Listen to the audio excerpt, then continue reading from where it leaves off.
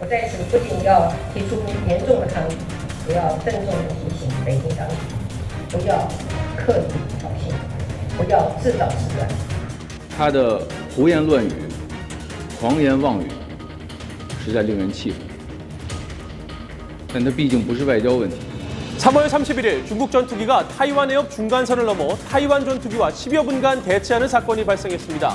중국과 타이완은 한 나라라며 이번 중국 전투기의 중간선 침범은 외교 문제가 아니라고 주장하는 중국. 중국의 국방력 강화가 타이완을 향한 압박이라며 미국의 무기 판매와 지지를 요청한 타이완. 그리고 30여 년 만에 타이완과 정치, 군사적 교류 재개 움직임을 보이고 있는 미국까지. 미국, 중국, 타이완, 삼국이 얽힌 긴장 관계에 전 세계 관심이 높아지고 있습니다. 지난 4월 1일 타이완 외교부는 공식 트위터를 통해 중공군 전투기의 타이완 해협 중간선 침범은 무모하고 도발적인 행동이라며 강하게 규탄했습니다. 주요 언론들도 앞다퉈 중국과 타이완의 군사적 대치를 다룬 가운데 사우스 차이나 모닝 포스트지는 이번 사건이 매우 이례적이라고 보도했습니다. 양국 사이를 가르는 타이완 해협의 중간선은 해상 군사 분계선으로 간주됩니다. 1999년 이후로는 양측의 중간선 침범이 거의 없었고 지난 2011년 중국 전투기가 우발적으로 이 선을 침범했지만 중국은 곧바로 사과했죠. 그러나 이번에 중국이 보인 태도는 사뭇 다릅니다. 중국 관영 환구 15는 사설을 통해 중국은 타이완 해협 중간선을 인정한 적이 없다며 향후 상황이 어떻게 전개될지는 미국과 타이완의 행동에 달려있다고 주장했습니다. 또 익명의 중국 군사 전문가의 말을 빌어 중국의 모든 군사력은 미국의 타이완 지지 중단을 촉구하기 위해 사용되고 있다고 보도하기도 했죠. 중국이 이번 사태와 관련해 책임을 미국에 돌리는 배경은 뭘까요? 블룸버그 통신은 3월 30일 F-16 최신 전투기와 탱크 등 자국을 방어할 수 있는 능력의 첨단 무기를 구매하겠다는 타이완 정부의 요청을 미국 정부가 사실상 승인했다고 보도했습니다. 미국은 지난 16년간 타이완에 대한 무기 판매를 매년 의회에서 승인했지만 실제 판매로 이어진 적은 없었습니다.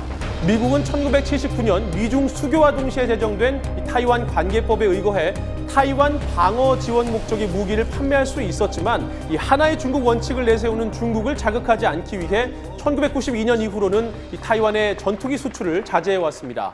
자, 그러나 트럼프 행정부 들어 변화의 기류를 보이고 있습니다. 지난해 9월에는 3억 3천만 달러 규모의 F-16 전투기 등 군용기 부품 판매를 승인했고 이번 F-16 전투기 판매까지 승인되면 기존의 미 행정부 입장에 변화를 상징하게 됩니다. 중국은 미국이 타이완에게 무기 수출을 승인할 때마다 자신들에 대한 도발이라며 반발해왔습니다.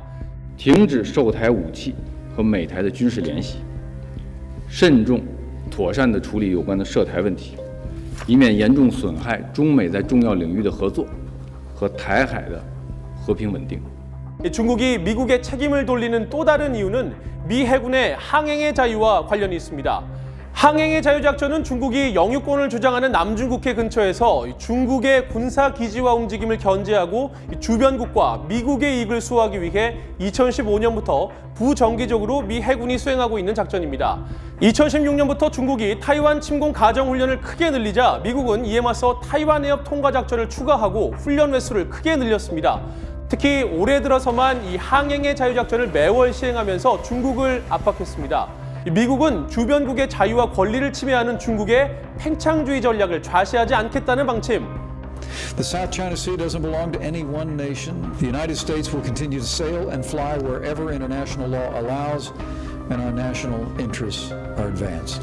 我们敦促美方立即停止此类挑衅行动，中方将继续采取必要措施，捍卫国家主权和安全。 실제 중국 정부는 군사 굴기를 목표로 지속적인 군비 확산을 추구하고 있습니다. 중국 관영 환구 15에 따르면 중국의 올해 국방비는 1조 2천억 위안으로 역대 최고치를 기록할 것으로 예상됐습니다. 또 2016년부터 해마다 7%를 웃도는 높은 증가세를 보이고 있죠. 1997년 타이완의 2배 정도 국방비를 지출했던 중국은 2017년 현재 타이완보다 23배나 많은 국방비를 쓰고 있습니다. 시진핑 중국 국가주석은 올해 신년사에서 타이완 독립을 막기 위해 군사력도 동원할 수 있다고 밝히기도 했죠. 我们不承诺放弃使用武力，保留采取一切必要措施的选项。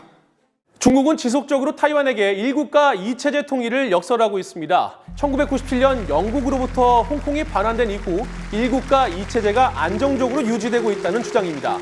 Hong Kong is a reminder that all politicians in Taiwan, regardless of political party, should carefully avoid falling into a trap laid by China, which include economic incentives and other promises, but ultimately leads to the same destination, that is one country, two systems. 홍콩 대학의 설문조사에 의하면 25년 후 미래에 대해 불안정하다고 응답한 사람이 55%, 홍콩 정부와 중국 정부에 대한 신뢰도는 2017년 7월 친중국 성향의 캐리람 행정장관 취임 이후 최저치를 나타냈습니다. 타이완은 중국과의 일국가 이체제 통일은 경제와 민주주의가 후퇴하는 결과를 가져올 것이라고 우려하고 있습니다. 미국 의회에서도 타이완 관계법에 근거해 타이완을 지원해야 한다는 목소리가 높습니다. 미국은 1979년 타이완과 단교시 타이완 관계법을 지정했는데 이 법에는 타이완이 안보 위협을 당하면 미군이 개입할 수 있도록 하는 조항, 또 무기를 판매하도록 하는 조항이 포함되어 있습니다.